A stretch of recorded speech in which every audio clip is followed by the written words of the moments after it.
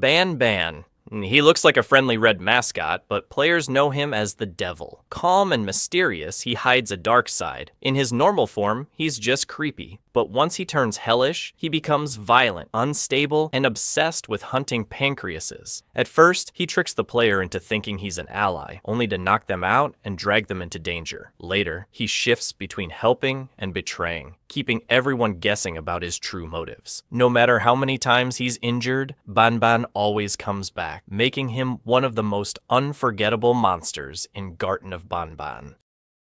Surgeon. He is one of the most disturbing monsters in Garten of Banban. His body is twisted, with 4 arms shaped like surgical tools, and a face that looks more worm than human. He rules his city with cruelty, treating everyone as test subjects for his experiments. At first, he seems like nothing but a sadistic villain, but later, he shows another side, offering uneasy help when the player faces greater threats. Cold, arrogant, and obsessed with fixing others, the surgeon is both an enemy and an ally, making him one of the most unpredictable characters in the game.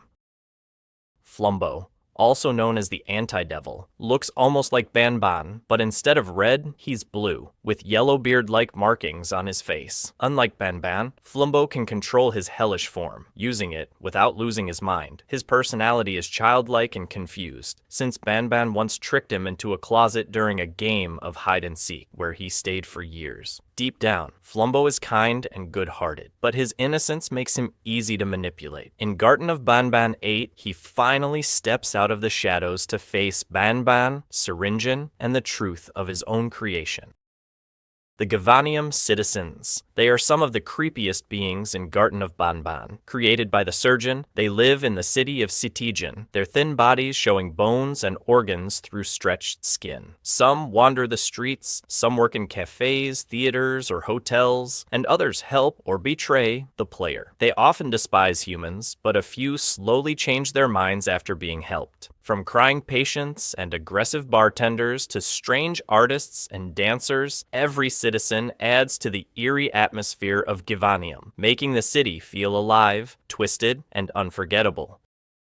Stinger Flynn, also known as Case 13, is the cunning jellyfish of Garten of Banban. With 1 eye and 6 long tentacles, he looks harmless, but don't be fooled. Flynn is a manipulator who sees everyone as pawns in his quest for mental refinement. At first, he guides the player, even offering help, but his calm words hide bitterness, sorrow, and uncontrollable hate. He shifts between ally and enemy, dragging others into his dream world, the beach, where reality bends. More talker than fighter, Stinger Flynn may be the smartest and most deceptive creature in Banban's twisted world. Opila bird. She may look like a cheerful pink flamingo, but don't let her smile fool you. Covered in children's handprints, she was meant to teach that happiness is the best medicine. Yet when danger threatens her or her chicks, she turns into a relentless predator. First seen guarding the ball pit, she forces the player to collect eggs, only to later chase them in terrifying silence. Despite her joyful design, Opila is one of the most aggressive monsters in Garten of Banban, a twisted mix of motherly instinct and pure horror. Tardabird, the cayenne counterpart of Opila, may look calm, but his glowing eyes tell another story. Unlike Opila, his body bears no handprints, and his screech is deeper, more menacing. First seen in Garten of Banban 3, he charges at the player to protect his chick, only to later be tamed and even help during the chase with Banban. Despite his fatherly role, his fate is grim, broken, corrupted, and trapped. Tardabird remains one of the most tragic and mysterious figures of Banban's twisted kindergarten. Jumbo Josh, the green giant of Banban's kindergarten, is one of the most powerful and iconic monsters in the series. Built from Givanium and gorilla genes, he has incredible strength and a childish mind. At first, he seems like nothing more than an aggressive brute, crushing elevators and chasing the player. But later, he surprises everyone, battling other mascots, and even helping against greater threats. Despite his goofy grin and clumsy nature, Josh is unpredictable. Sometimes an enemy, sometimes an ally, but always a force you can't ignore in Garten of Banban. Nabnab, the blue spider of Banban's kindergarten, is both terrifying and tragic. With sharp teeth, 3 glowing eyes, and a party hat slipping off his head, he hunts the player through vents and tunnels, guided only by instinct and loneliness. Known for brutal attacks on staff, he is feared as a predator. Yet, beneath his rage, Nabnab shows rare moments of kindness, bonding with those he sees as outcasts like himself. Twisted, aggressive, but strangely sympathetic, Nabnab is one of the most haunting figures in Garten of Banban. Nabnolina, the dark counterpart of Nabnab, crawls from the shadows with 3 piercing eyes and a mouth full of sharp teeth. Unlike him, her skin is black, and a green bow rests crookedly on her head. Born as Nabnab's other half, she is tied to him through loneliness and instinct, dancing with him before fate tears them apart. Though she seems quiet, Nabnolina hides a violent side, appearing again and again as a corrupted predator. Mysterious, tragic, and deadly, she is one of the most unsettling monsters in Garten of Banban. Sheriff Toadster. He is the steadfast lawman of Banban's kindergarten, a protector with a strict sense of justice. Once thought unnecessary, he was nearly forgotten, but when chaos spread, the sheriff finally had a purpose. Fiercely loyal to Queen Bouncelia, he vowed to guard her kingdom at any cost. With sharp instincts and his signature toadstars that never miss their target, he brings order where others fail. Yet, beneath the tough exterior, Sheriff Toadster struggles to trust humans, scarred by how they once mistreated and used him. Zulfius. He is one of the most mysterious figures in Banban's kindergarten. A colossal pale head with an endless neck vanishing into the abyss, he embodies pure horror in design, yet remains strangely passive. His empty eyes and hollow mouth give him an unsettling, lifeless presence, appearing only in the background, as if watching from the shadows. First revealed in Garten of Banban 2, Zulfius is rarely seen up close, and almost never speaks, making his true nature unknown. Neither fully human nor fully monster, he feels more like a haunting reminder of something ancient that should never have been created. Sir Dadadoo. He is the ruthless leech who rises as the main antagonist of Garten of Banban 6 and 7. Dark gray in color, with a gaping mouth lined with sharp teeth, purple gloves, and a tie, he is larger and far more menacing than the others of his kind. Once created as part of the experiments, he turned his hatred against his makers, building an army to spread fear and chaos. Cunning and merciless, Sir Dadadoo takes pleasure in the terror of his victims, even striking down fellow monsters to achieve his goals. Some believe he is the father of the naughty ones, and even the secret king beside Queen Bouncelia, making him one of the most dangerous figures in Banban's kindergarten. Banbalina, also known as the teacher, is one of the most infamous mascots of Banban's kindergarten. At first, she seems like a cheerful instructor, but beneath the pink bow and polite tone hides a violent temper.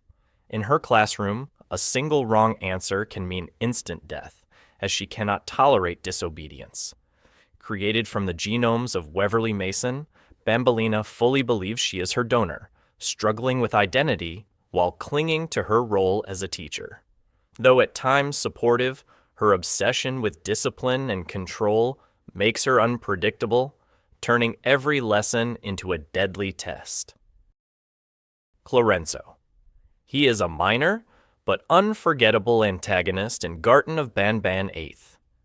Anti-Devil. Massive and lobster-like, with crimson armor, razor mandibles stained with Givanium, and black soulless eyes, he's part of Syringen's deadly reclamation team. Players encounter him in a tense chase sequence, where his roar shatters doors and his claws strike without mercy. To survive, you must shock his collar with the right colors until his head finally explodes. Yet behind the monster lies tragedy. A secret mural reveals him with his children, a chilling reminder that even nightmares can have families. Varza. He is a sinister member of the reclamation team in Garten of Banban 8. Anti-Devil. A scorched black hyena with fangs, a shock collar, and a torch that spews fire, he hunts the player deep within a ruined cave. Get too close, and his flames mean instant death. But his own weakness betrays him. when thirst forces him to drink from hidden wells. The player can sabotage them, causing his fire to backfire and leave him fainted. Later, he reappears to block an escape, warning that we haven't seen the last of him before vanishing into the shadows.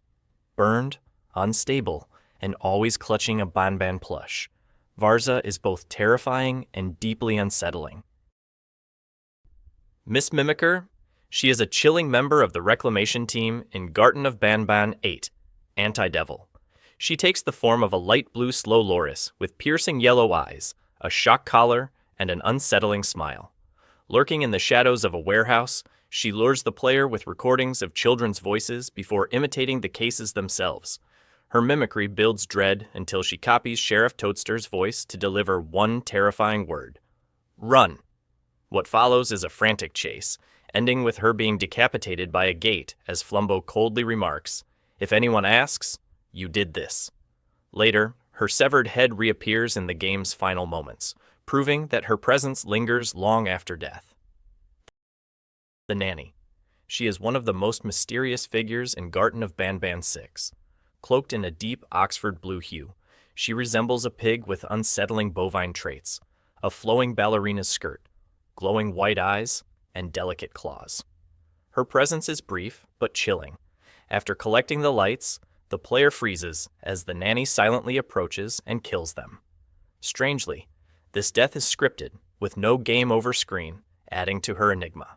She later reappears in Garten of Banban 8, silently observing from a distance, her true purpose unknown. To this day, the nanny remains one of the most elusive and haunting characters in the entire series. Tamataki and Shamataki. They are two minds trapped in one monstrous body, a tortoise fused with a chameleon, first appearing as secondary antagonists in Garten of Banban 3. Their debut shocked players, as they weren't featured in any promotional material. Together they strike with slime projectiles and a lashing tongue, forcing players into a chaotic boss fight. Later, the fused duo reappear in several games, often naughtified, fighting alongside Banban's enemies.